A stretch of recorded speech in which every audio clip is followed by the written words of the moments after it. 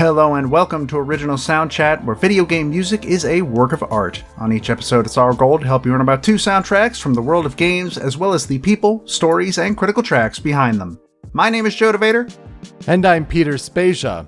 We're brought to you by Anonymous Dinosaur and Rhymes with Asia. It's time to appreciate great OSTs and the games that they come from, without getting too bogged down in music theory. Up first this week for our 2 games is 2005's Madden NFL 06. EA's American football simulator that used its QB vision control feature to take its first big leap into high-definition graphics and next-generation gameplay. Following that is the absurdly hard arcade platformer where a small knight must fight his way through the creatures of the night to save a beautiful princess, featuring one of the meanest twists in video game history, 1985's Ghosts and Goblins. How could there possibly be a connection between a Madden game and Ghosts and Goblins? Well, you're wondering, how about there are forward throws that are used as the primary means of attack? Which is really, fitting because even Arthur's lance throwing animation kinda looks like it could be a football throw if you just replace the lance. Also, he has an awkward running cycle. Arthur does, could be weighed down by all of that armor, like football pads running through a line. I don't know. There's more connections there than you'd think. Which is shocking. I said last week, I have no idea how we're going to theme those together. And just this morning, you messaged me with, I got our theme. And boy, did you. Boom. Done. Got it. Speaking of which, thanks again for taking over. That solo episode last week was really needed. I'm still recovering from a heck of a work week. Honestly, was just able to pull this one together, but it's going to be a good one, I think. I'm really excited to talk about games this week. Yeah, I got a good feeling about this pair of games specifically. But first, Joe, how are you doing? What are you playing? Pretty much, now that I have been forced to exit the house in Fata Morgana against my will because there's just none of it left, I played all of Live Alive. Which is not super surprising. It's a very short RPG, mostly because it is legitimately 8 mini RPGs shoved into one package.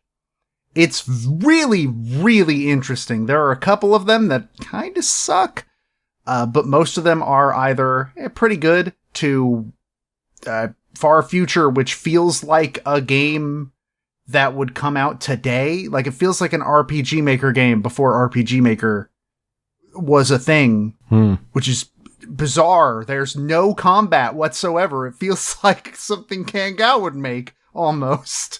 Not as sad, but it's super bizarre, and I definitely recommend anybody who has any interest in just somebody on another podcast I listened to described it as feeling experimental even for 2022, and it kind of does, honestly.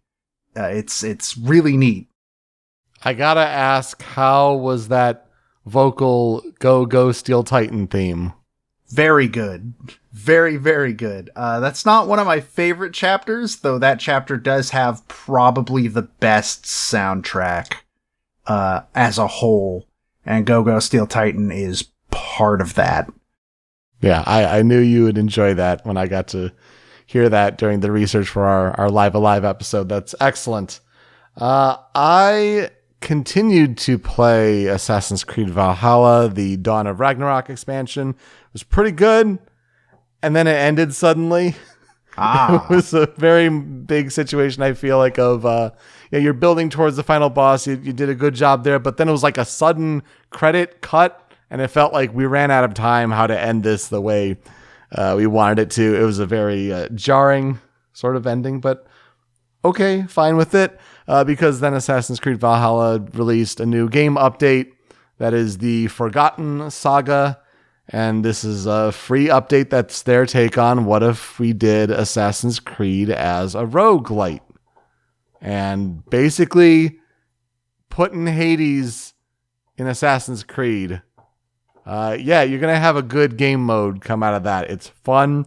I'm right now in the, let's call it the Theseus and Minotaur stage, where in the boss of the third biome, I don't know how I'm going to beat it, but we'll spend, 40 minutes in a run to get back there and then run your head up against that wall again and see what happens. So I don't know. I'm enjoying it. Should be fun.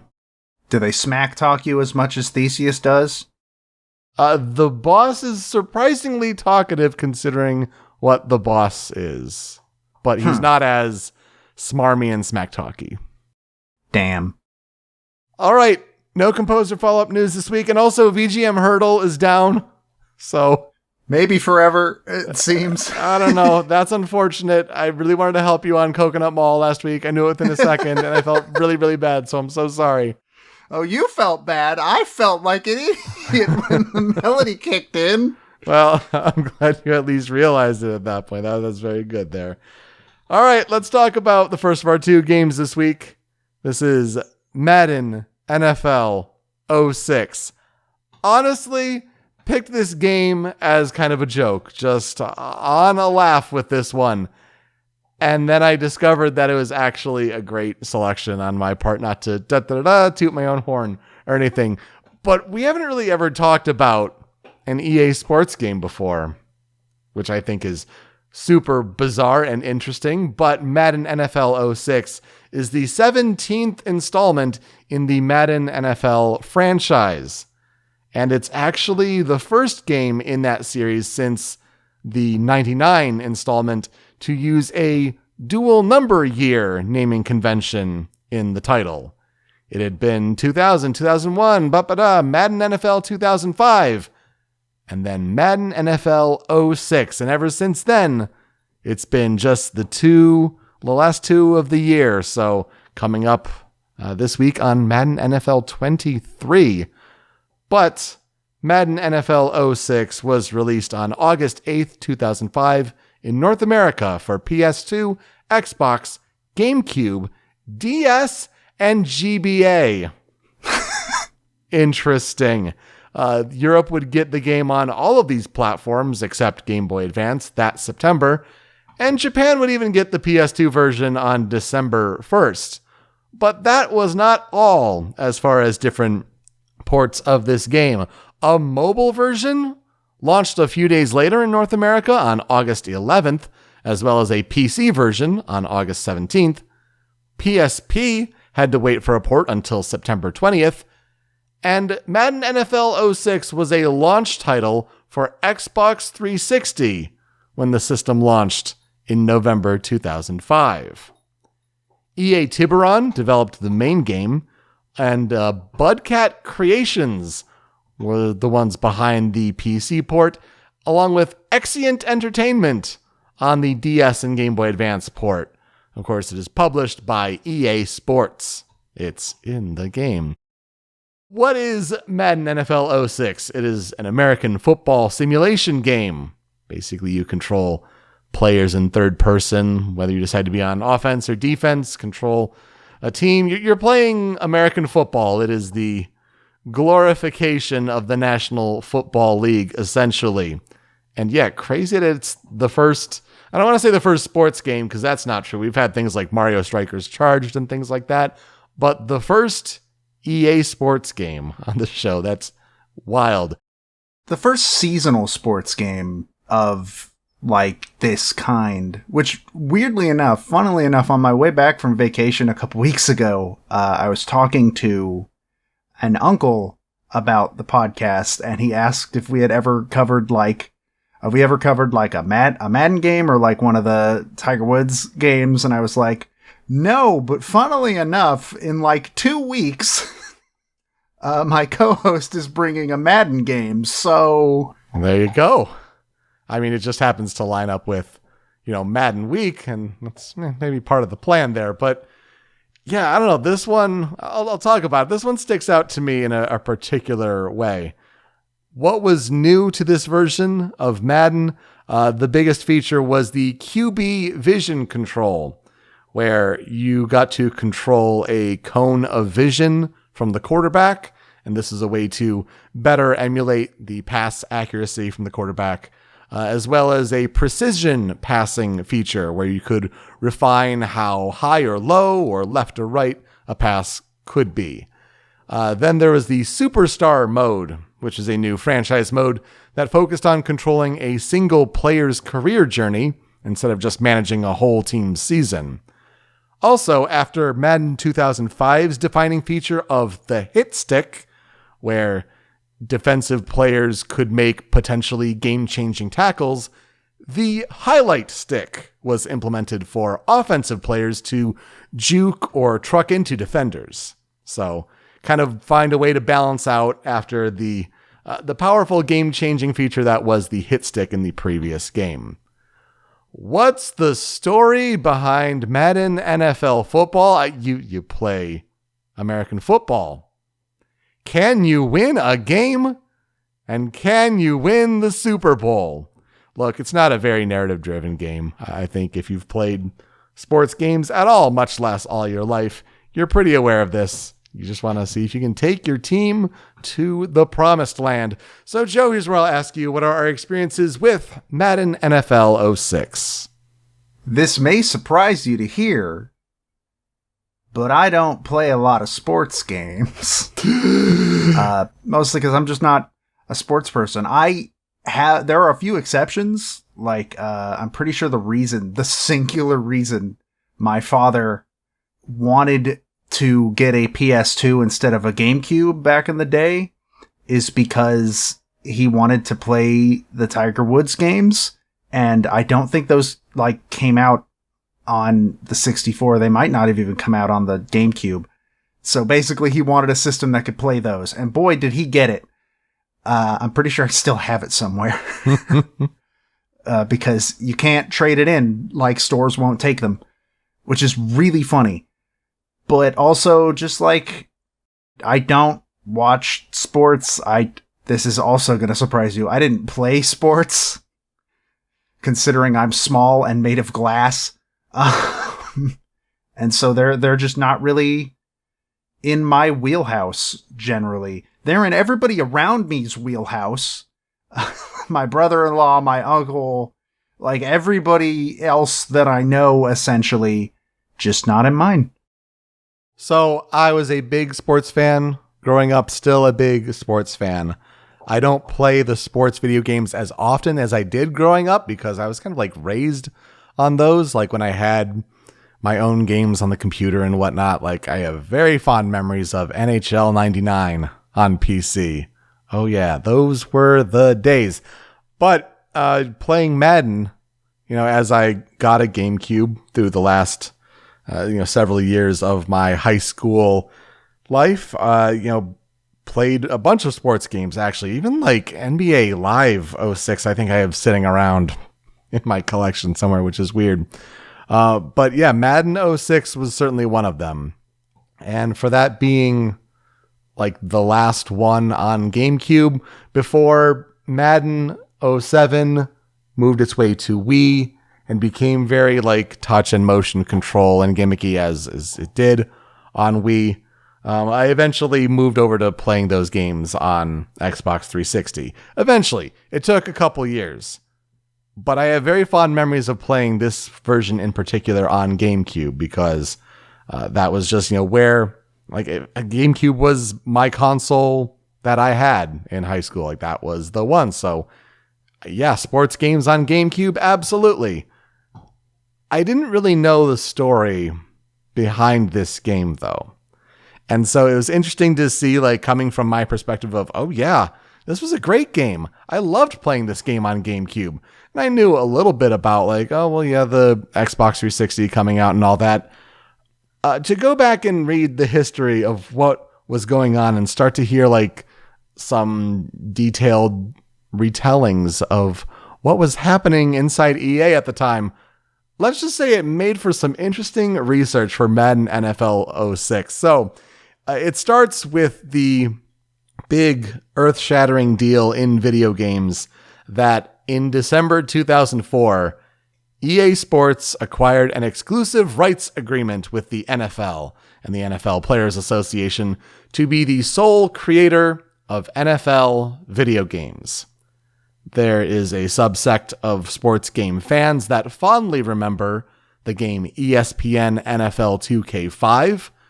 They remember it so fondly in part because it was the last time that there was competition in the officially sanctioned NFL video game space. And didn't that deal just recently get renewed?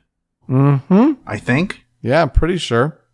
I don't think that's going away anytime soon. So, people remember NFL 2K5 very fondly for like first-person quarterback perspectives and an ESPN broadcast presentation that was really authentic at the time, and they love it. But yeah, the last time there was competition in that space, and so as a result, the Madden game that EA would release in 2005 was going to be the only one of its kind, and as a result, that's a high amount of attention, that's a high amount of scrutiny that was going to be placed on this video game.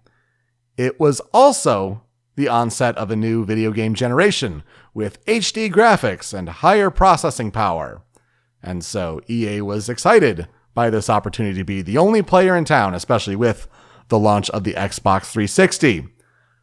Unfortunately, with the new talent that they brought in for this task, and of course the tight deadlines that happen every year for a Madden or a yearly sports franchise, it was discovered that not everything could be brought over to run smoothly on Xbox 360. And the ultimate decision was EA had to make a new game from the ground up for the next generation. Always a great sign at the start of a project.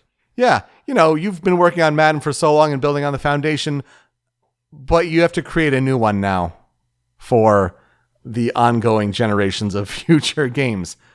Worse still, this team was too ambitious, and they try to take things like overly realistic, and it's got to be all cinematic. We're on new hardware. There are new possibilities. Let's just go all out and look at it and make it look amazing. Unfortunately, they didn't even have like the final dev kit specs for what the Xbox 360 would be. They said they were like missing some key elements that would have made realizing the graphics like just a better experience overall. From this article that I found when they were talking about modeling the stadiums for the NFL games and how the arenas that it all took place in, found this quote that said, quote, "Fire extinguishers in the upper deck were being rendered in full 3D. Doorways used 3D doorknobs.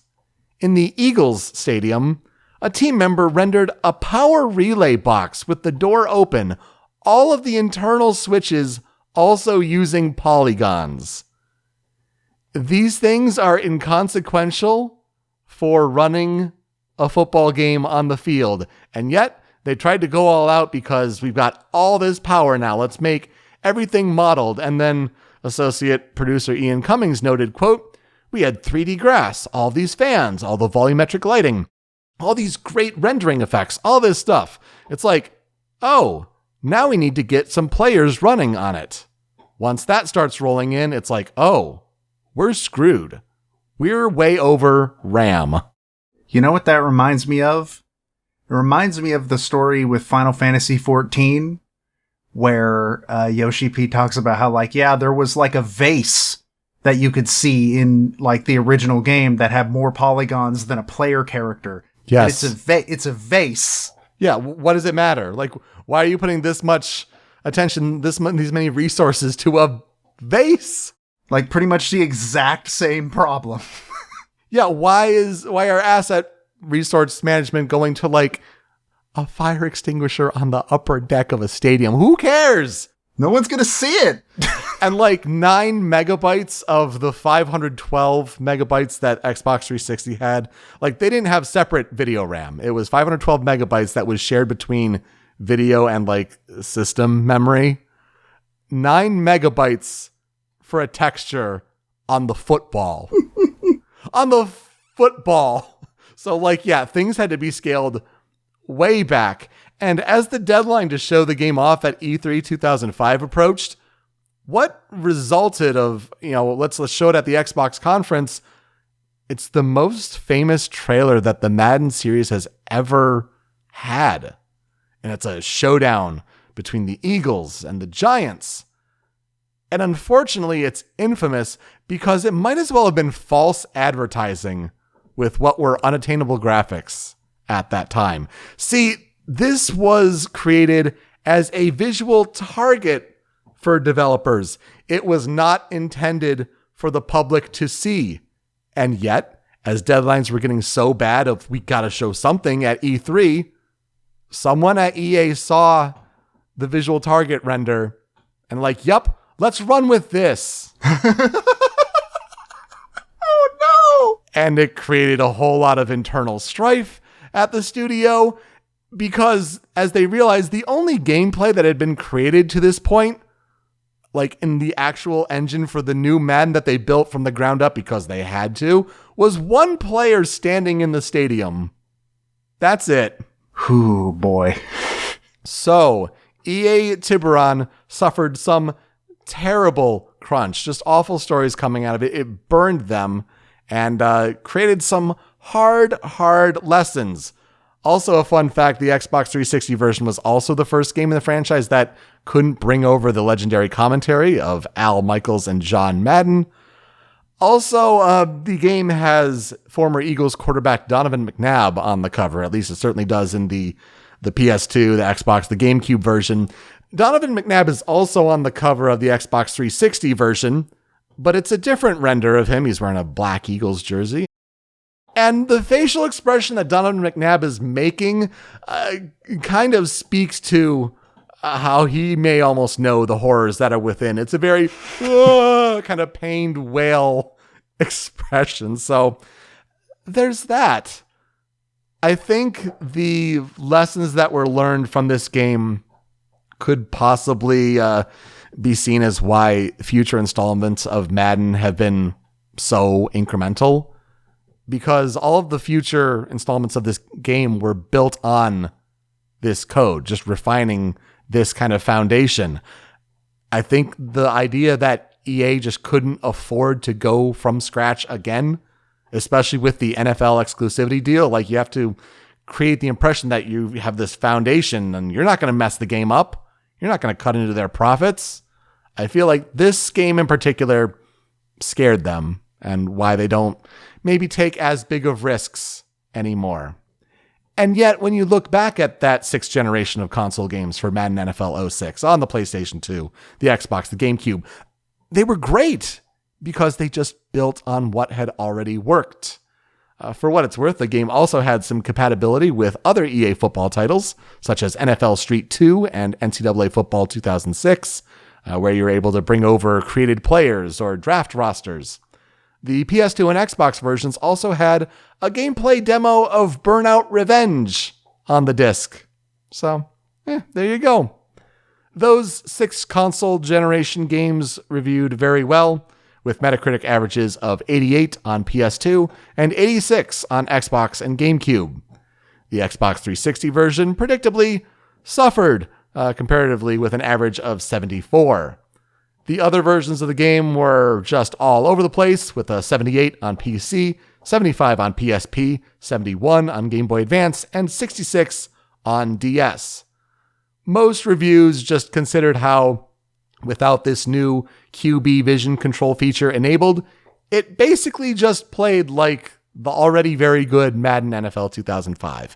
And that's for better or for worse. Like, it's a really good, solid American football game, but you're also not changing too much, just adding some few features. That QB vision cone was out of the game by like Madden NFL 09. It only stuck around for a few years. And that's, again, also probably for the best.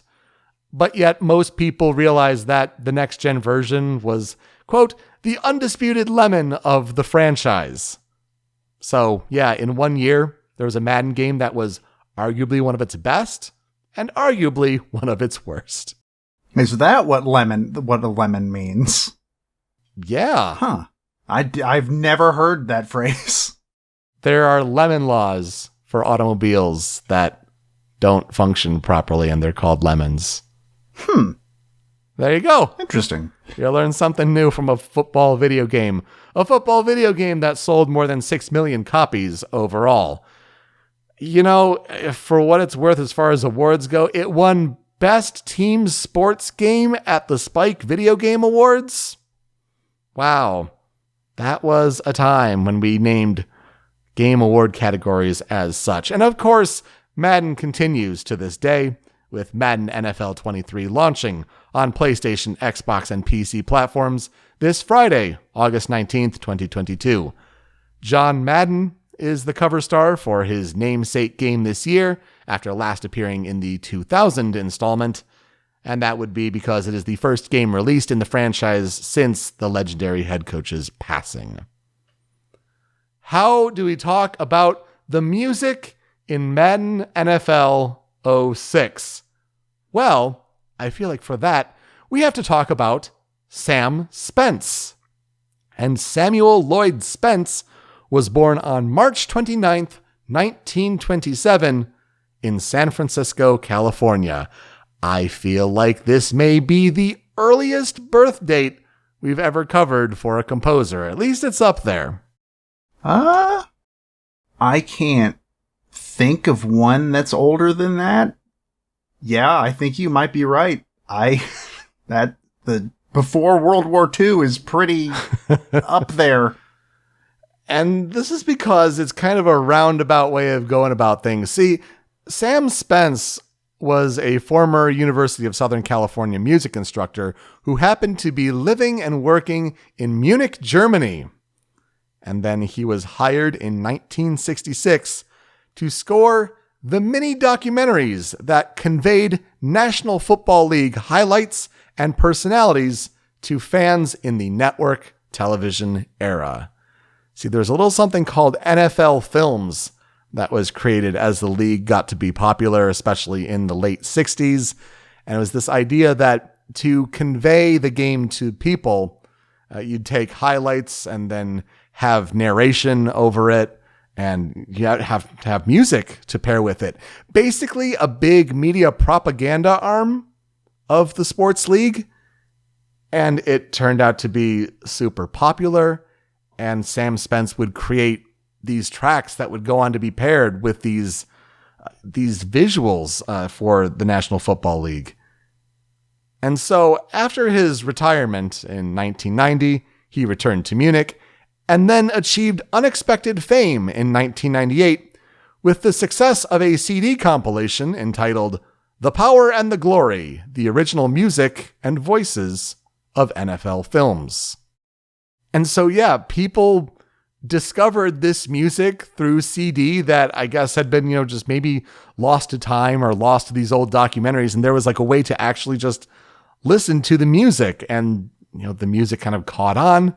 And these tracks are, I think, really memorable for NFL fans. I don't know how much resonance they have to people who don't know sports in the United States, or much less outside the United States, but there will be NFL fans listening to this that it's like, oh yeah, these songs are classic. I can totally imagine them pictured with like old highlights or old voiceovers of the Dallas Cowboys and the Green Bay Packers on Lambeau Field. And just like, you get a sense it's like an older sound of music because it's like from the 60s and the 70s.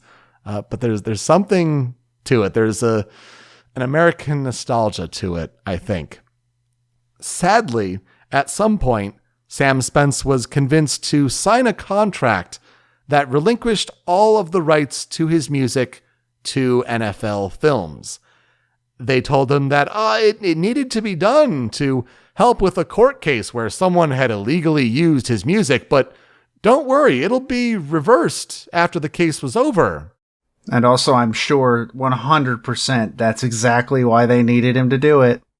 Yeah, because it never was reversed. And to this day, the late composer's family is not receiving any royalties for the many uses of Spence's music in American television shows and commercials. Sam Spence died at a Louisville, Texas nursing center on February 6, 2016, at the age of 88. Not much mentioned in his discography. Like, there was some work in Germany in the 70s. That kind of makes sense when he was living there. But really, he's known as the NFL Films music guy. And that's just like a sad way to find out that like, capitalism screwing over a creator, even though he was like trying to be on top of the ball. And like, maybe he was just a little too trusting of a corporation and burned him, unfortunately. Yep. Corporations never have your best interest in mind, remember.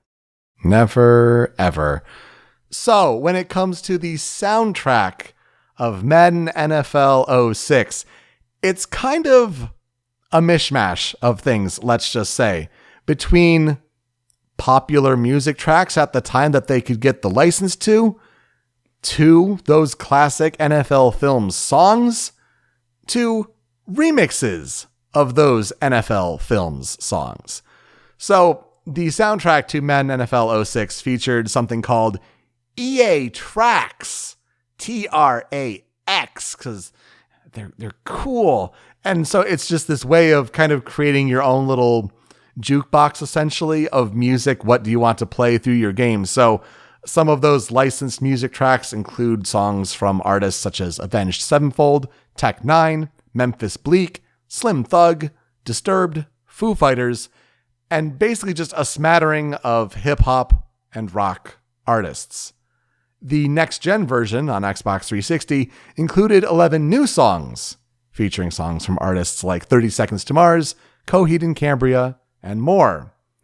And yes, while it also includes the classic NFL Films songs, it includes these remixed versions by the hip-hop music group Da Riffs.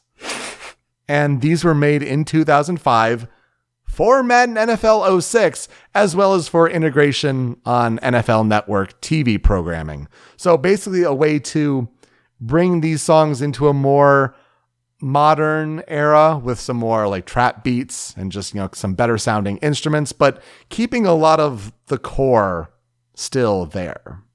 And I think the game does a really good job where, it's through a rather impressive music customization options menu. You can just toggle on each of these songs that are available, like on or off. Do you want to listen to them in the menus, during the game, during mini games?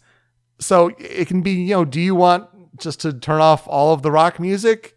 You can do that. Do you only want to listen to the old classic NFL film songs? You can do that. Is there one song that's like really annoying you and you want to turn that off? You can do that. My music from Super Smash Brothers, it is not, but it's still pretty impressive for a sports game at the time.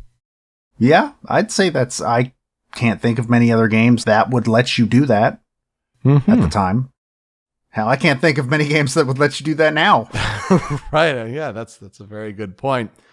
So, the idea of having a critical 5 tracks for Madden NFL 06. I kind of had an idea what I wanted to do going in, and then it took some different forms and shapes. So let's start with critical track number 1 on Madden NFL 06. And this is A New Game.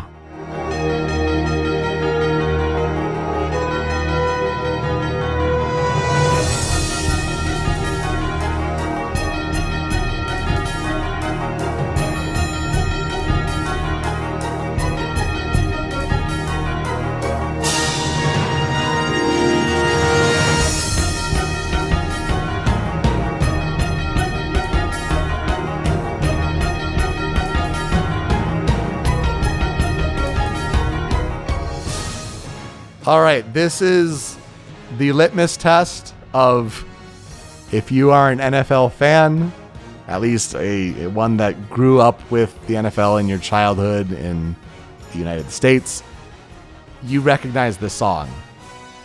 Joe, I'm going to ask you, is there any way that you've possibly heard something like this before? It doesn't ring a bell. Okay, so it's not necessarily a by osmosis thing. But yes, I will say that I'll speak for the other NFL fans out there that this song, like especially starting with those bells at the beginning of the track, just so good. And then the plucked strings come in. It sets the mood very well where we're here on the field for this showdown between Titans. And what a way to start off, the NFL Films music inclusion in this Critical 5. I feel like that's the way I'm going about it, is I'm picking my favorite NFL Films tracks that are in this game, because there are only so many out of the large library of NFL Films music. But for the ones that are in this game, this is, I think, a really good one to start off. And interestingly enough, this is a track that is actually not composed by Sam Spence, though the others are. This one is composed by Tom Hedden. But yeah, a classic one to start the NFL mystique, if you will. I mean, I didn't expect there to be random encounters on the football field, because part of this sounds like a JRPG battle theme. Like, I don't know what it is. Maybe a boss theme, like a really dramatic boss theme, but that's what it reminds me of the most when I hear it, because I am broken and only hear that kind of thing. But yeah, the bells are really, really good. Maybe that's why I'm picturing like more fantasy stuff, because in games, that's really the only genre that makes use of bells. That's a really good point. And I think there's something to be said too about like, this music is meant to really heighten the drama on the field. Like, yeah, there's some drama in an NFL football game, but this is to make it larger than life and really make it that sort of propaganda for the sport. Also interesting to note how, this is recorded with a live orchestra and everything. You'll get to hear how like those instruments are very real, though the fidelity definitely speaks to this was done in the late 60s, early 70s. And if I had to guess, with Sam Spence working in Munich at the time, probably recorded with a German orchestra. We continue on to number 2 on the Critical 5 with this piece, which is another classic inclusion in the NFL Films library. This one is Classic Battle.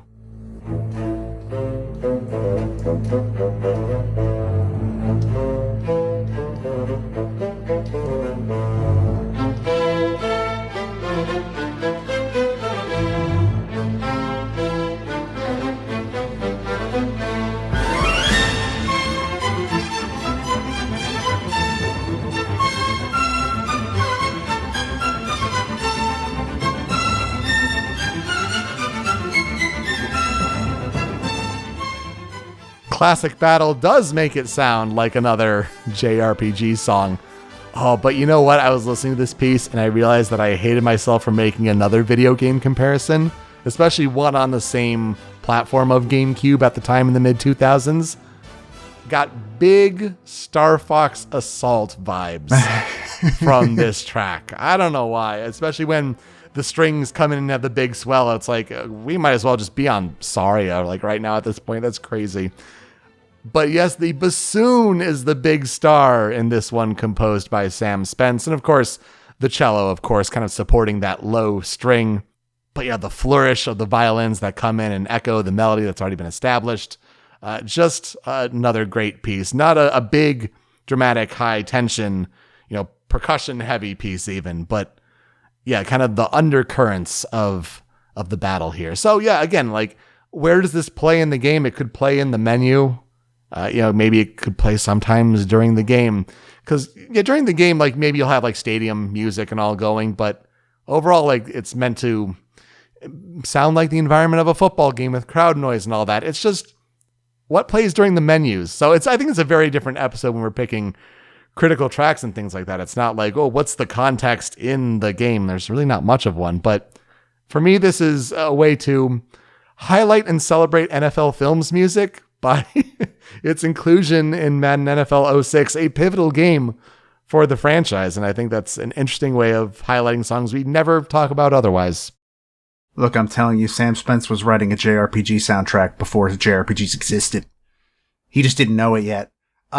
This, again, sounds like something I'd hear during, like, the part in an RPG where, like, the city you're in is getting attacked or something like that.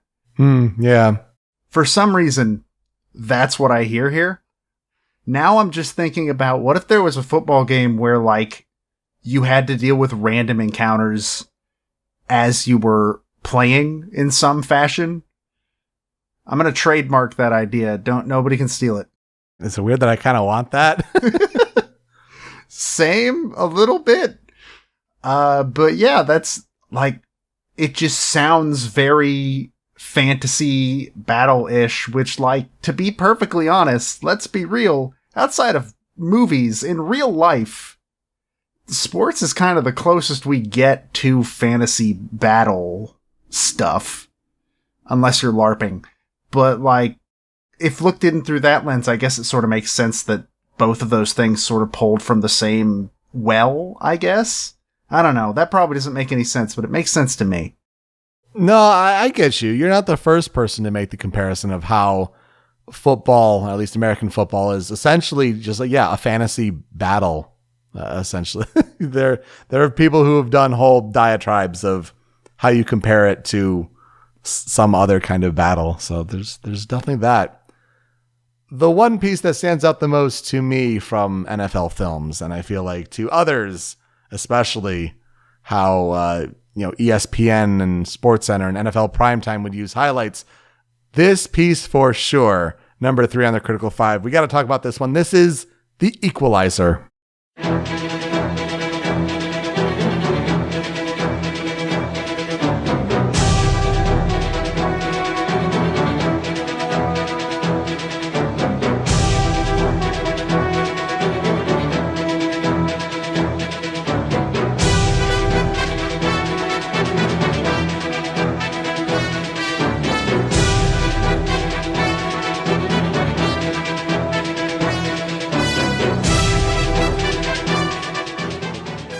What a classic piece. I'm going to just join everyone who's an NFL fan listening who is just awash with nostalgia right now. This one had to be here. You get this string and drum backing right at the beginning with kind of like this snare pattern. And then the horns come in with this dun, dun, dun, dun, dun, dun, dun. This melody that only grows with more and more layers. And then you get kind of like a lighter string section later in the piece. But wow, this one is, I think, the classic of classics if you're talking about an NFL films song. And so, of course, it was in Madden NFL 06. And of course, it is here on the Critical 5 for the game. This was written for documentaries? Yeah. Dude, the propaganda is real. Why do you think like Americans fell in love with the grandiose warlike battles that are on a sports field? Like, because the music made it feel larger than life. It sure does. That string part is obviously my favorite personally. But like, yeah, this like triumphant sort of battle music for documentaries. What the hell? Yeah. Imagine Planet Earth with this music. But then would Planet Earth have the Chicago Bears and their journeys through their season? I don't know, man. Like it would have some Bears, but there's no guarantee they'd be from Chicago. That's actually very correct. Number 4 on their Critical 5. Let's get into another great piece from NFL films, and this is Magnificent 11.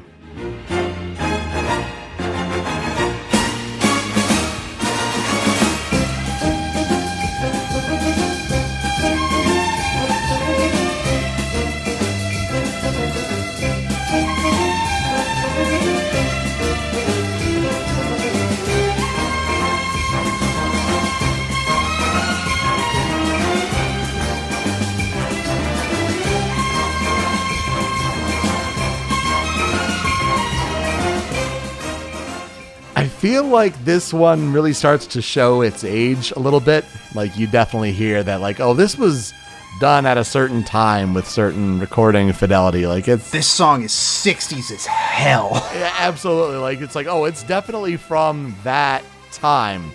But I think it's also a really neat exploration is like into like what happens when you have a motif and you establish it really strong at the beginning of the piece, and then the dun dun dun dun dun dun dun dun dun dun dun, like that just keeps going and it is explored on and on and on.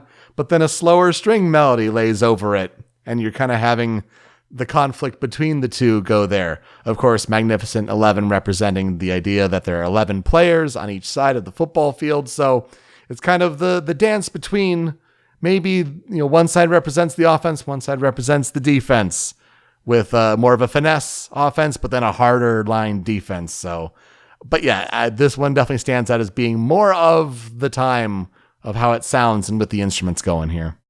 It sounds like the soundtrack to like an action TV show from the 60s. Yes. Almost. Which I assume is what it's meant to sound like overall. Like that was the point, I would assume. But yeah, you could feel the 60s, just an aura of the 60s in this song. It's bizarre and, not bad. We're going to wrap things up with a different sounding NFL Films tune here.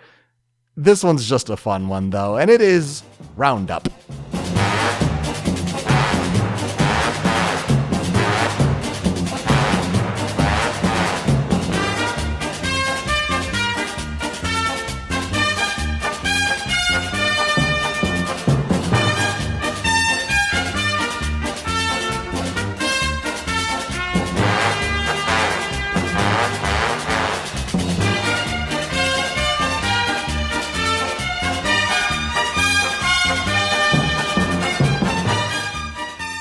Perhaps to represent the more whimsical side of the game of American football, you gotta love the instrument at play here with these sliding trombones. This it's just a really neat instrument that you don't really hear throughout much of the other pieces for sure. Gives way then to a prominent trumpet melody that's very fanfare-like as you get this march beat going behind it. Strings eventually come in to support. It's a nice, full, fun-sounding piece to wrap things up. Rounding things up, even. So, a little peek behind the curtain. Sometimes I get a chance to listen to the music on your side before we record, and sometimes I don't. And this week was a sometimes I don't week. And so the trombones just hit me out of left field. They are... whimsical is the word I would use, I guess. They sound goofy, but they fit rather well. Like, overall, this does kind of sound like something that, when I think of like a marching band at a football game, this sounds like something they might play. I don't know. I was never in marching band. I've seen movies, I guess. But yeah, that's the vibe I get here. That sounds really accurate. So yeah, it kind of gives a good scope of like some of the best inclusions from NFL films that are in this game, and Sam Spence composing a lot of them. I think you really get a sense of like how he created the sound of an era for a nation to really love this sport and kind of embrace it as its own. And then it's reflected in a video game that you simulated. Like it's just wild. On the cutting room floor, though, I had a couple of the rock tracks that were licensed in the game that stuck out to me for a couple different reasons. So let's talk about those. The first of which, here on the cutting room floor for me, is 4 Words to Choke Upon.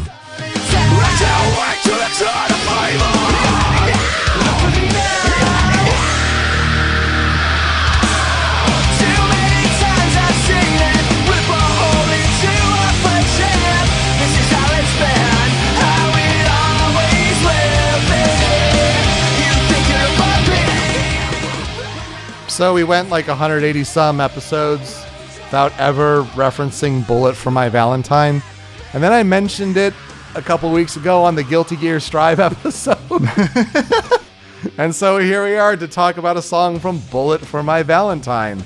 4 Words to Choke Upon is one of the songs included, especially in the GameCube version of Madden NFL 06. And for me, it was one where playing this game, discovered it on the main menu. The piece starts off with this heavy guitar chord and then like a building drum pattern before it gets into the like the heavy metal, really go and scream vocals and everything. But I feel like I definitely associate it as a main menu theme.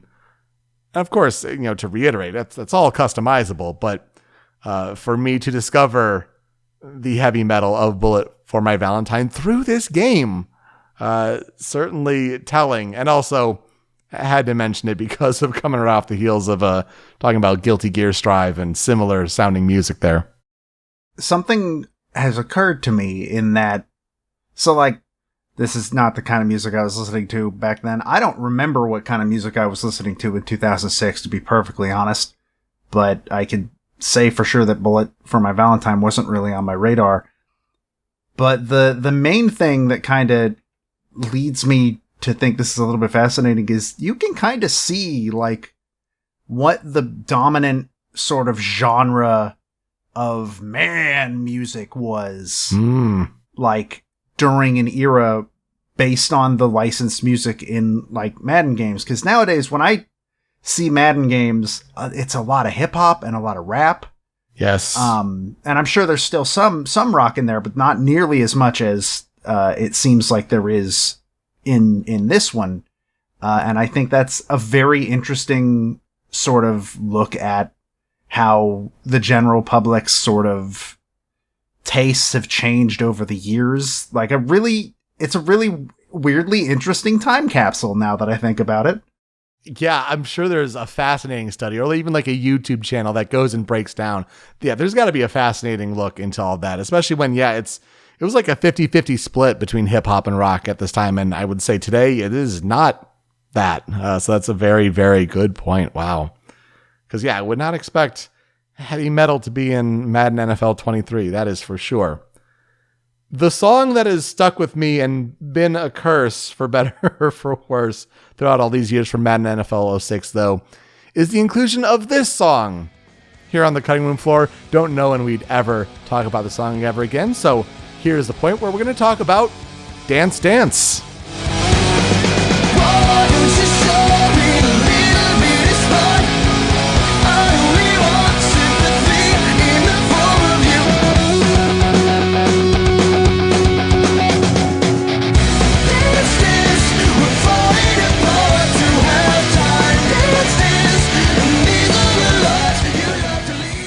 Madden NFL 06 is a game that is rated E for everyone. I say this because when you then include songs that do not have E for everyone lyrics, how do you go about fixing that? Well, earlier in this song, there's a part where the Fall Out Boy, of course, let's note, Fall Out Boy's Dance Dance. Who would have guessed that would ever come to original Soundchat? Earlier in the song, there's a lyric where it's drink up, it's last call, last resort. And of course, they do the drink up, it's last call, last resort. You got to do the vocal scramble and make it and just do that kind of editing. Okay, that's fine.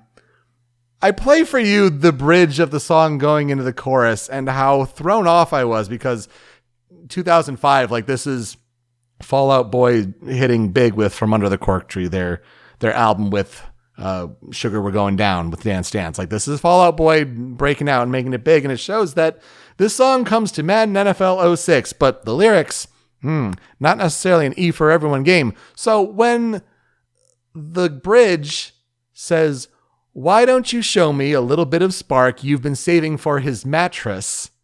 I only want sympathy in the form of you crawling into bed with me. Oh, don't listen to that part again. They only take the first half of each of those lines and cut it awkwardly with, why don't you show me a little bit of spark? I only want sympathy in the form of you.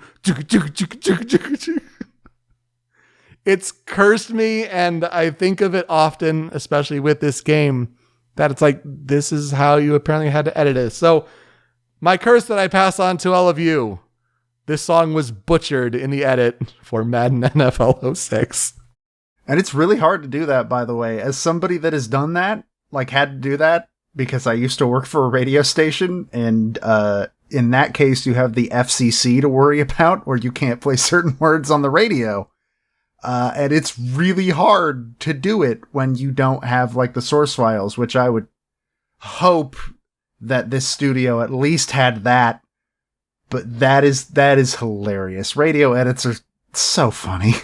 It's an impressive edit for what it's worth, considering what they had to get around and work with. But man, that sucks. So what will I never forget about Madden NFL 06? Yeah, that edit, playing through practice drills and all that, and hearing Dan Stans play on the background or like during games or whatever. But yeah, just a love for NFL films, and I knew this is a way to bring it into the show for Madden Week. You know, if it's Madden Week and we're talking about like game releases and try to tie it into other games and all that, yeah, let's finally talk about a Madden game, and I know the one I want to talk about. So there you go. Much love to, Sam Spence's work with NFL films, because that's fascinating. Love it. It's okay. This one, the being able to bring like the NFL and all that into this was yours. In 2 weeks, JoJo happens, and good luck.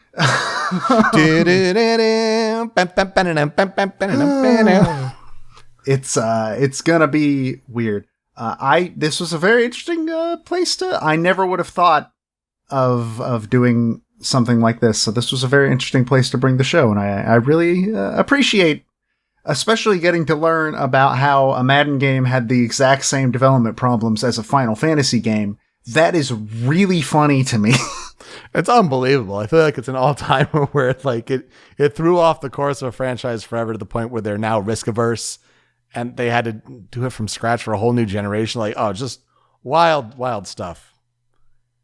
Anyway, before we transition to our next game, where we talk about another character who does forward passes for attacks, let's talk about a fan cover, a fan remix, whether it's on YouTube, OC Remix, whatever. I tried looking up, what do people do to, do fan covers of NFL film songs? And then I realized, oh yeah, we didn't really actually show anything from the Da Riffs mixes, the remixes of these NFL film songs that they now use pretty prominently in more modern NFL network TV programming and things like that for all around the NFL. So for me, when there's one that I had to pick that was also on the soundtrack, it's the Da Riffs mix to The Equalizer. And I hope you enjoy hearing the difference between that. So please enjoy. Thanks for listening, and we'll be right back.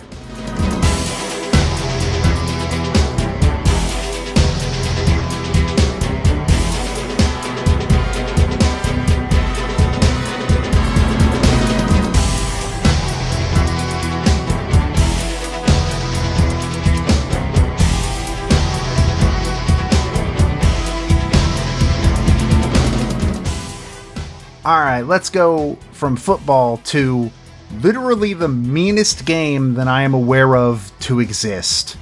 I mean, there's probably meaner, but I don't know. Ghosts and Goblins is pretty mean. So this game released in Japanese arcades on July 7th, 1985, so Ghosts and Goblins has the same birthday as my sister, and that's weird. American arcades would get it on September 4th, European arcades in October, then an NES port, which I believe, if I had to take a guess, that's the version most people think of when they think of Ghosts and Goblins. Mm-hmm. That released in 1986, except in Europe, who would not get that release until 1989. Woo! 3 whole damn years. There are also ports of this game that were released on the ZX Spectrum, Commodore 64, the Amiga, Game Boy Color, and more. It was also on both virtual consoles for Wii and Wii U. It is currently the best place to play it is probably on the Nintendo Switch Online app. It is one of the NES games on that library. Be warned, it's there. But it's one of those games that's just been on a bunch of stuff. It was developed and published by Capcom, except in North America, where the arcade version was published by Taito America. So what is Ghosts and Goblins? Well, Ghosts and Goblins is a side-scrolling platformer where the player takes control of a knight named Sir Arthur in his quest to save Princess Guinevere, or as she is known in Japan, Princess Prin Prin. Which they should have kept that name. And he is saving her from Astaroth, king of the demon world, though he was originally referred to as Satan, and I cannot imagine why they might have changed that. Video games did that back then a lot. Gameplay is basically what you would expect from a side-scrolling platformer. You run to the side, jump. Arthur's main method of attack is to throw lances in front of him. I don't believe you can jump on enemies. If you try, you will die. And you're going to die a lot because Ghosts and Goblins is an infamously super difficult game.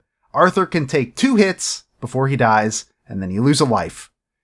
When you're hit the first time, famously, his armor flies off, leaving him only in his boxers, which is one of the more memorable visualizations in this game in general. And if you die, you have to start the whole level over, or if you made it to the halfway point of the level, it is nice enough to let you start there, which is shocking. I mentioned that this game contains one of what I refer to as one of the biggest dick moves in video game history. When you beat the final boss, surprise, no you didn't, because it was all an illusion, and it drops you back in level 1 and says, anyways, do it again, the levels are harder now. And you essentially have to play the game twice in order to actually beat it. No, at that point, I've beaten the game. Part of me respects it, but also I have seen just so many people shocked at no, because it's already nails hard. Oh, yeah. Before that, and then it gets harder. So, in my experience, or in my opinion, the main question of Ghosts and Goblins is, which will happen first? Will you beat the game, or let the cruel pain of existence set in? So this is where I will ask, what are our experiences with Ghosts and Goblins? Yeah, familiar with the franchise through things like Arthur's inclusion in certain fighting games. You see things like Angry Video Game Nerd trying to take on the game, and you see that, it's yeah, okay. I don't ever have to play that. I'm good. Thank you. Yeah, Ghosts and Goblins is a game I respect the existence of and will never play, ever. I refuse. It is a game that is so unfairly difficult that even some of our friends who love unfairly difficult games on the NES and stuff, they couldn't even finish it. They didn't want to. They made it, I think, to the point where it tells you to start over and said, no, I'm done. So, it's not a game that I feel aged super well. It is definitely probably up there with some of the biggest quarter munchers that Capcom ever made. And, yeah, I'm never gonna play it. I have zero interest in ever playing Ghosts and Goblins as long as I live. But I'm glad the soundtrack exists, I guess. I don't know, we'll get to that in a bit. There is shockingly little information about Ghosts and Goblins development, which is kind of weird to me because, from what I can tell, for a good little while, it was one of Capcom's biggest franchises back in their arcade days. And so it's really, really bizarre to me that I couldn't find, there was nothing. One thing I do know from past research on Resident Evil and Sweet Home is that this is one of the bigger arcade successes that was directed by Tokuro Fujiwara, who would years later be dragged into Capcom's console division to direct both of those games, Sweet Home, and then later he was the creator of Resident Evil. So it has those ties there, and that's really all I've got. It's really weird to me. I do know that it was a major success in arcades. It apparently ranked in at the 10th highest grossing arcade cabinet of 1986. The NES version also sold really, really well. It sold over 1.5 million units. I think the exact number was 1.64 million units that it gave. And on release, it also reviewed super well. It's often considered an NES classic, though, like I said, due to its incredibly high difficulty and kind of unfair difficulty, where a lot of it, from what I can tell, comes from enemies can just spawn wherever. Just wherever, and that includes on you. At which point, what are you supposed to do? People have sort of soured on it over the years, I've noticed, but it is still considered up there with, like, this is an NES classic in general. It has 3 sequels. Actually, it has multiple sequels, like a lot more than that, but 3 main sequels being Ghouls and Ghosts, which was also an arcade game, Super Ghouls and Ghosts, and Ultimate Ghouls and Ghosts, which that last one I was not aware existed, but the other 2 I was. It also has 2 spin-off franchises associated with it. Gargoyle's Quest, where you play as Firebrand, a red armor, which red armors are like winged demon people that are, I believe, considered the most annoying enemies in the game. And that's why he got his own spin-off. And then Maximo, which I am vaguely aware of, but did not know that was a Ghosts and Goblins spin-off. And then the series went quiet after 2010. Until last year in 2021 with the release of Ghosts and Goblins Resurrection, which, until researching this game, I thought was a remake of the original game. It's not. It's a new game. What? I thought it was a remake as well. Yeah, I could have sworn I was told it was a remake, but no, everything I looked at mentioned nothing about it being a remake. Apparently it's a new game. I guess. So, learned something there, I suppose. And I remember that game being the source of a lot of discourse because they put an easy mode in it. Mm-hmm. And gamers did their gamer thing. Arthur himself, though, has appeared in many crossover games. You mentioned earlier that he is a playable character in a couple of fighting games, including Marvel vs. Capcom 3 and Marvel vs. Capcom Infinite. I also didn't know this. He's an assist in the original Marvel vs. Capcom. Oh, I didn't know that either. So that's neat. Both of those, though, 3 and Infinite, Firebrand is in both of those as well. So there is a surprising amount of Ghosts and Goblins representation in modern Capcom crossover fighters. Arthur is also playable in the games Cannon Spike, Namco X Capcom, and Project Cross Zone. He makes a cameo appearance, apparently, in Kaijin no Soki's ending in Tatsunoko vs. Capcom. That's the Onimusha character, I believe. And Arthur costumes appear in multiple other series, including We Love Golf, Dead Rising, Monster Hunter, and most recently, Arthur is featured as a Mii costume in Super Smash Bros. Ultimate. So there is still at least some Capcom love for this franchise, even though it is, at least until last year, it was effectively dead. And the lady behind the music for the original Ghosts and Goblins, her name is Ayako Mori. And it was really fun Googling her because there is apparently a Japanese techno artist named Ayako Mori. They're not the same person. I really hoped they were, because I think that would have been really funny. But they are not.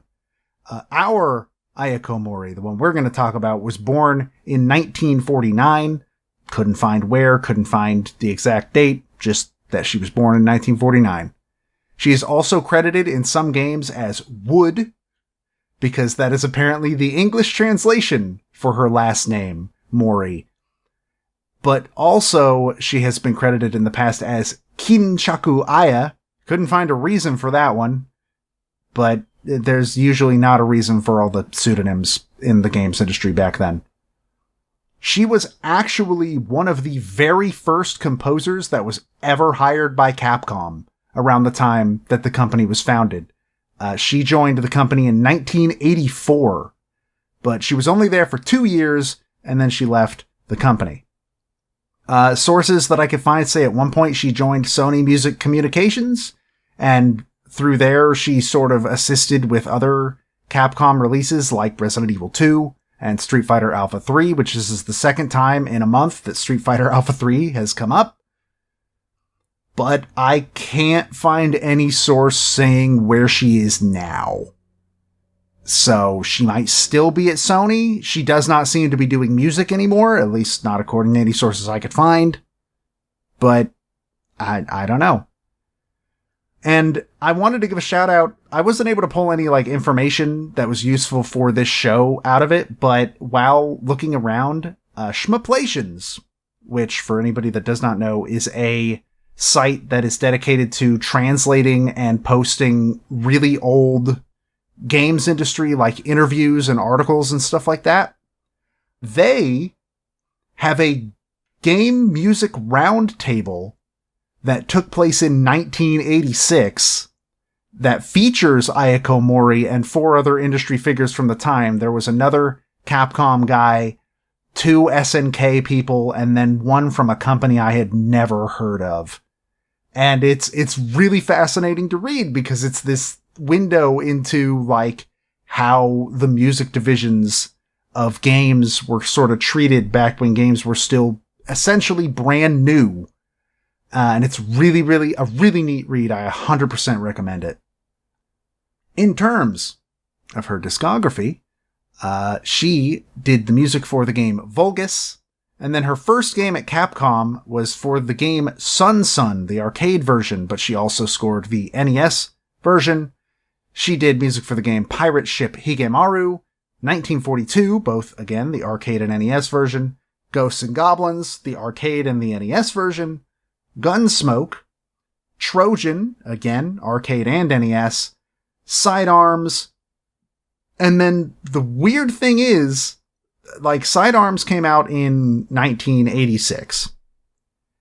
Her most recent credit is an uncredited role in the music of 2012's Abobo's Big Adventure. And there's just a gap between those two things, and as far as I could tell, she hasn't done anything since then. So I don't know if that's they reused one of her songs, or someone was just a super huge fan and tried to make contact, and all right, I'll do one project here.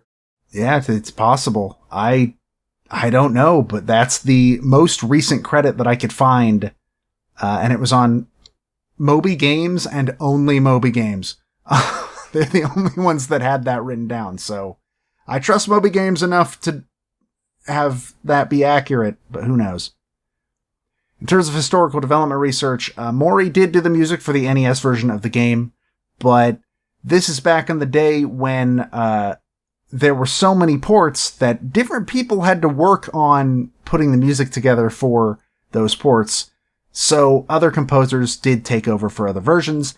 Alistair Brimble scored the Game Boy Color port, while Mark Cooksey scored the Commodore 64, Amiga, and Atari ST ports.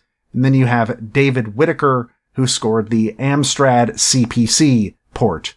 So a lot of people put their hands on this score that was originally composed by Ayako Mori.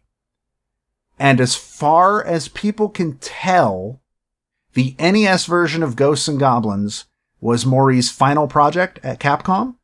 She left the company shortly after the project, with speculation being that she left due to frustrations at the poor treatment that Capcom gave the company's sound department.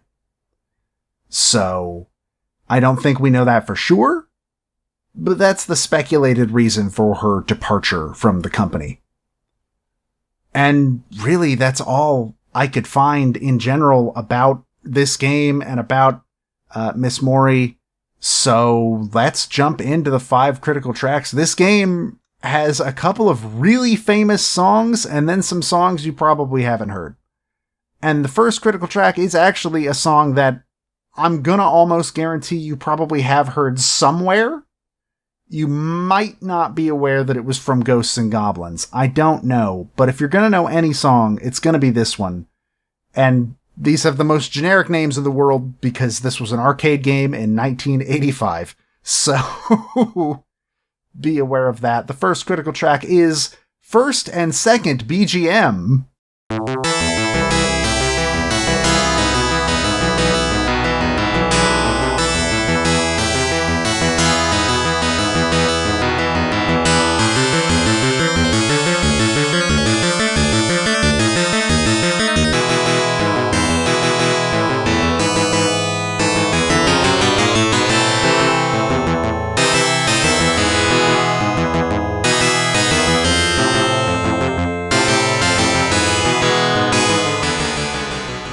In other games where this appears, I've seen this song referred to as Haunted Graveyard, which I guess makes sense because zombies, there are zombies in the first stage.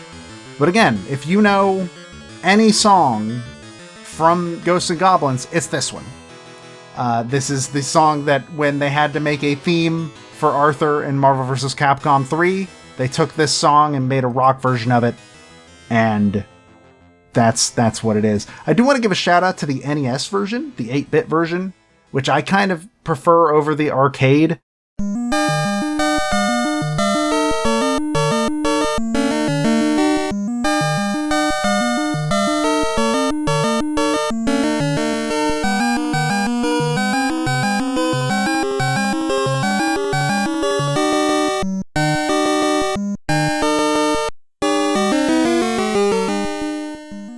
I think both are good, but a lot of the arcade version feels a little too busy at times, if that makes sense, and the NES version kind of just cuts it down a little bit, and I really, really dig it. Both are good, and this is my favorite song in the game, mainly because it's the song I knew going in, and it's one of the reasons why I wanted to talk about this game in the first place. It's just a classic tune. It's really good. Yeah, talk about an all-time classic. I don't know if people necessarily know if this tune is from Ghosts and Goblins, but this is one of the seminal video game classics, I think. Though interesting to hear this version. I feel like I'm more used to this key of the song because of how it gets interpreted in things like Marvel vs. Capcom 3, but you're absolutely right. The NES version is also just as famous for its key that it's kind of pitched down into. Yeah, what a cool song. And I feel like for the arcade version, you kind of have to have a lot going to it because you have to attract ears and attract eyes, toward the cabinet to put money into. So a lot going for the first track where, the first level in the game is where you're going to have a lot of players get stuck. So, clearly I think the best song in the game. And, if it had to be one, like that's where you want your best song to go. You gotta put your best foot forward when you don't know if any player will ever see any of the other feet. That's definitely a sentence I just said. Let's get to critical track number 2. This is first and second boss BGM.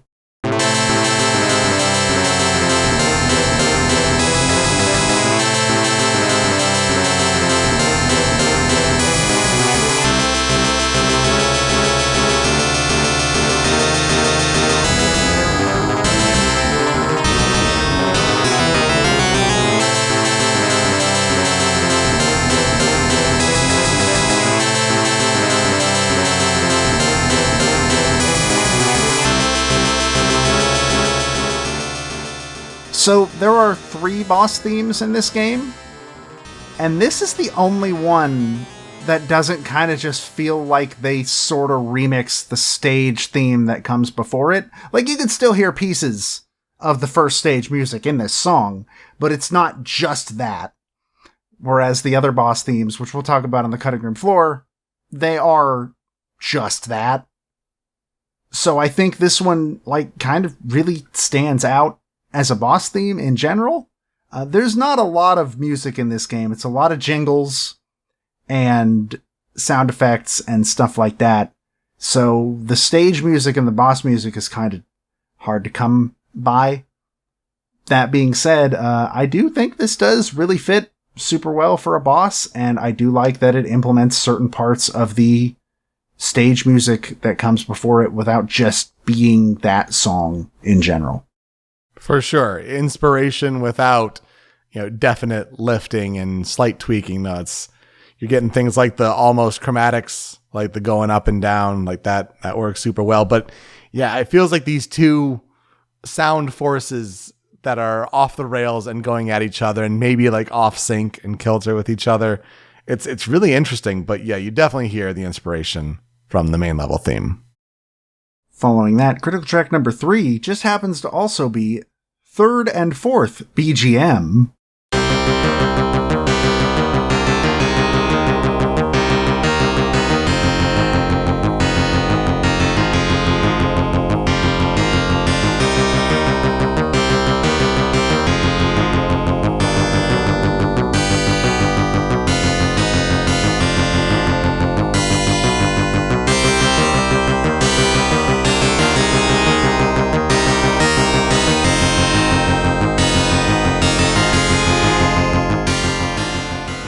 Now, I know these names are just so intense, and you probably can't keep up with them. I also probably can't think of where they could play in the game. Yeah, it's impossible to tell, honestly. But if I had to guess, this plays on the 3rd and 4th stages. It's a pretty good guess.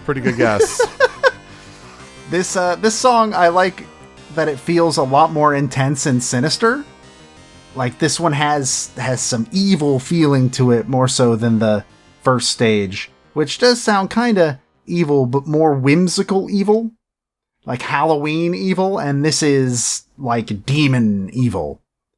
And I really like the bass notes for the most part in this song. I think they're doing a lot of heavy lifting, and this song just feels good and has some good momentum to it, and I dig it.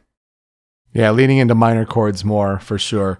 And yeah, the bass sounds good for if it's, CPS one, like whichever, arcade soundboard that this is. I would assume CPS one. Yeah, that sounds like it. That sounds like it matches the time period. Yeah, but like really good bass.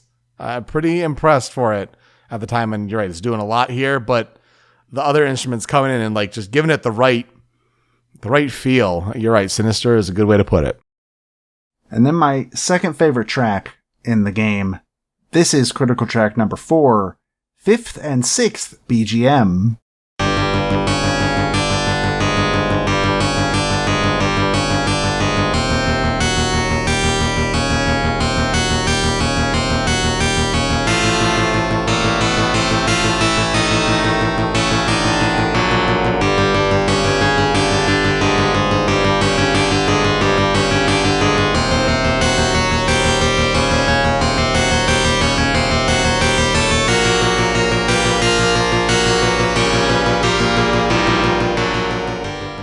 So they just decide to dial up the intensity even more, which I guess fits the further you're getting into the game.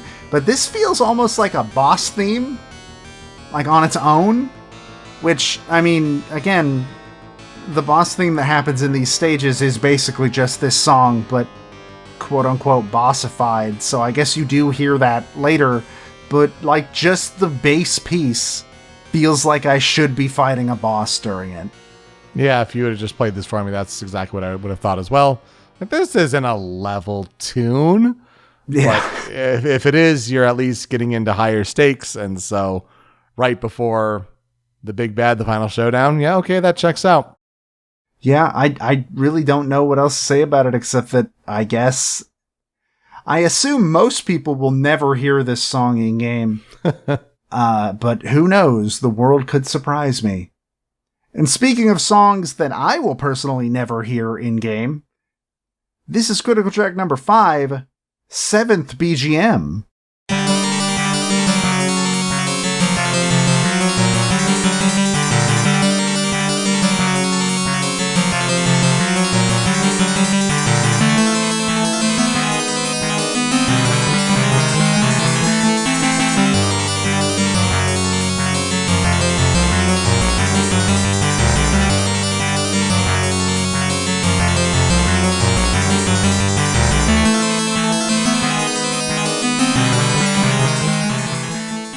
That's right, the 7th stage gets its own song. It doesn't have to share with anything.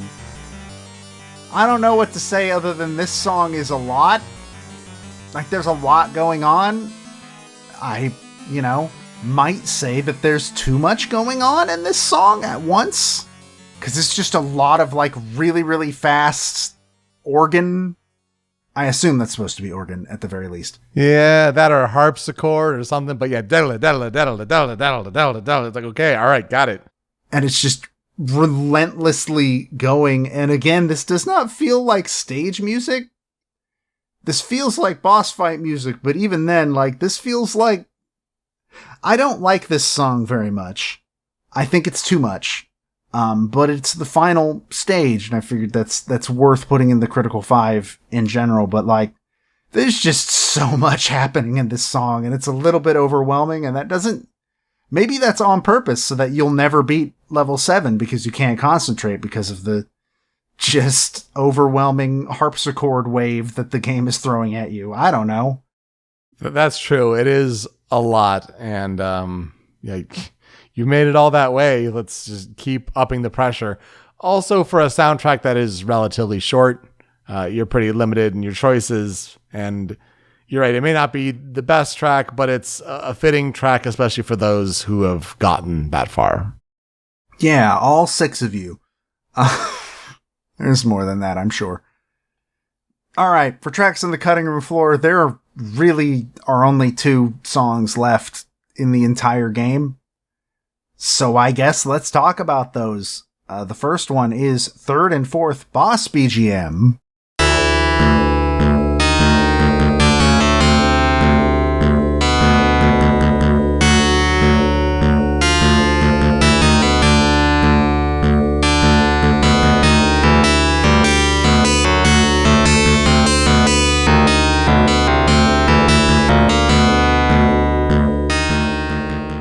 So, like I mentioned earlier, that all the other boss themes outside of the first and second seem to just be a rearrangement of the stage music that they come after.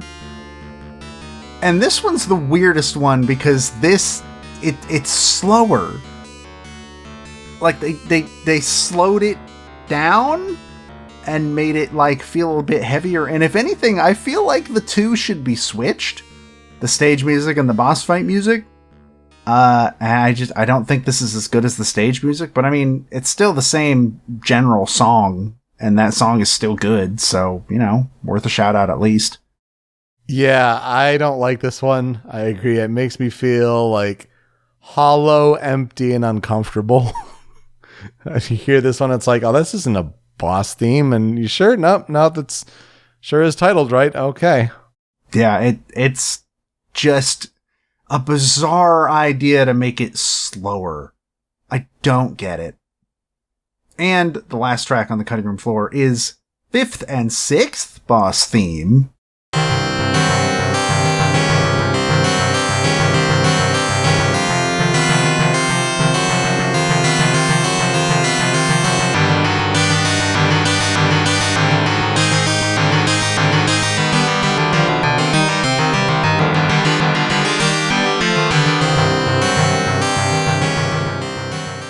And this one's like the opposite of the last one, where this one, it's again basically the same song, but they sped it up this time, which I think works a lot better than making it weirdly slow.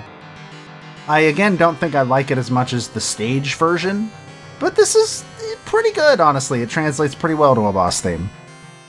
Yeah, and hearing this version in particular makes me kind of think and stand out like, maybe besides, the stage 1 theme, obviously, maybe this is one like I feel like I've heard, or at least like, other songs have tried to take off on it, because it's a pretty, I think, straightforward, but also musically inclined, kind of chord progression, and then like working its way up. I feel like you get the feeling like you've heard it before somewhere, but you're right. Even comparing the 2, like, yeah, this is just a faster version of the stage theme. Yeah, it's a little weird that the first stage boss music is the only one that's just not straight up that. Absolutely bizarre to me. Maybe she just ran out of time. It's highly possible. Yeah, who knows? I mean, it does seem like the majority of the work went into those first couple tracks, and that's not to knock the other ones, but also like, if you're going to have people really focus on those first couple levels because of the difficulty of the game, like, yeah, make sure those tracks are the bangers. Mm-hmm. So what will I never forget about Ghosts and Goblins? So there's a Japanese television show called Game Center CX. Yes. Which is an incredible show. It's so good. I don't know if it's still going. I think it is. But you can't watch it in America anymore. And even when you could, it was brought over here as, I think, Retro Game Master, and it didn't last very long. But in this show, a Japanese comedian named Arino is essentially put in a room and given a game and is told, all right, beat the game. And he didn't play a lot of games before doing this show, and it shows because he's really bad at every game at first. But there was an episode where they put him in front of the NES version of Ghosts and Goblins. And it goes about as well as you expect. Not good, because the game is super hard. And at one point, he has to leave to go do a television shoot, and they give him the Game Boy Color version and are like, all right, practice on your way to and from the shoot. And he does that. But the best part is, and I've never seen him do it in any other episode. Granted, I haven't watched a majority of them, and I haven't watched in a very long time. But he gets to the end, and it does the thing where it shoots him back to the beginning. And he's just dumbfounded. And his assistants have to tell him yeah, you have to play it again, but it's harder now. And he just looks at the game and just says, no. and it's the only time I've seen him just be like, yeah, I'm not doing that. I'm good. Thank you. And he did. They let him quit because I think it took him 2 days to get to the end of stage 7. That's Ghosts and Goblins to me. That is the thing I think about when I think about this game, is just this man. He can't even beat a Mario game. There are multiple times where he's put in front of Super Mario World and is you have this long to beat this game, and he just barely never makes it. And he made it to the end of Ghosts and Goblins only to find out that it's not the end and just gave up. His spirit defeated. And that's Ghosts and Goblins, baby. Pretty much. Yeah. I mean, things when you watch other people play, and it's when you're avoiding item drops because you want to keep the item that you have, the weapon that you have. So oh no, this weapon is in the way. I have to, I have to touch it. I have to pick up this weapon, but that's going to ruin my run. Things like that. It's a cruel, sadistic game with only one of the most cruel and sadistic choices. And Castlevania does that too, but it's not nearly as mean. Oh yeah, of course. But to make it then even worse and harder, it's legendary stuff for sure. I don't know if it's as legendary as the comparison between Madden NFL 06 and Ghosts and Goblins, but now I'm just going to imagine Arthur throwing footballs. Get that deep, tight spiral, Arthur. You can do it. Hit your man on the out route. I'm sure there's a mod somewhere that turns his lance into footballs. And if he gets sacked, he loses his armor and just is in his underwear. Look, I want this video game where you get random encounters on the football field now. I desperately want it. And I want it to play the Ghosts and Goblins music. That'd be great. Yes, there we go. We've made the best game. Capcom, call me. But then you got to play NFL films when you're on the field music and not in battle. So it works somehow, I promise. Okay. All right. That will do it for us this week on Original Soundchat. You can find me on Twitter at PeteSpeakEasy. Joe's over at StringPixel. The video version of the show is on the Rhymes with Asia YouTube channel, but it's that MP3 podcast version that you want. And that's hosted by Anonymous Dinosaur at anondino.squarespace.com. That's where Joe's other podcast, Smasher Pieces, is hosted. And you can find Smasher Pieces and Original Soundchat wherever you get your podcasts. Apple Podcasts, Google Podcasts, even on Spotify, where we have a feed of podcast episodes, but we also have a Spotify playlist. And if we talk about a video game song on this show and it's on Spotify, it gets added to this monster playlist. Joe, what's being added this week? So I don't know about the NFL music. I haven't actually looked for that because I didn't think to. Or even Bullet for My Valentine and Fall Out Boy. There's possibilities. Yeah. It looks like there is some stuff from Sam Spence on Spotify, so maybe some of that might be on there. I don't know. Ghosts and Goblins is not, which is kind of surprising because, again, Capcom is usually pretty good about this, but there is, I think Resurrections is the only Ghosts and Goblins soundtrack on Spotify at all, which is bizarre, but yeah, it's just not there. Very interesting. And when you're done listening to the show, you can find the show on social media at Soundchat OST. Leave some feedback for us. How are we doing with these episodes? Also, give us some suggestions for games to cover in the future. All right, Joe, who are we talking about next week? Next week, I am going to be talking about Danger. And I'll be talking about Lauren Mayberry, a game that I pushed back a couple times. Might have to just face my fears on this one. We'll have to see. All right, Joe, let's play us out.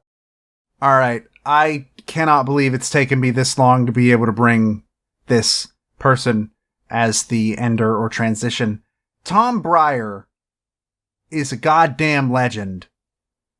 He is a ragtime pianist by trade, or at least he was. Unfortunately, like 5 years ago, he was in an accident, and it, from what I can tell, damaged his nervous system, and he is unable to play piano currently, which is unfortunate because he is so talented. And the YouTube channel Keeper First used to do things where he would bring him ragtime adjacent game music and be like, hey, sight read this. And he would do so. Most famously, the one that I think got a lot of people's attention was him doing the Super Mario World Athletic theme. But he did the stage 1 music from Ghosts and Goblins. And when you hear this clip for the Ender, like, this is the first time he has ever heard or seen this song. Ever. He was handed the sheet music and started playing. And at the beginning, it's fairly the same as the original song.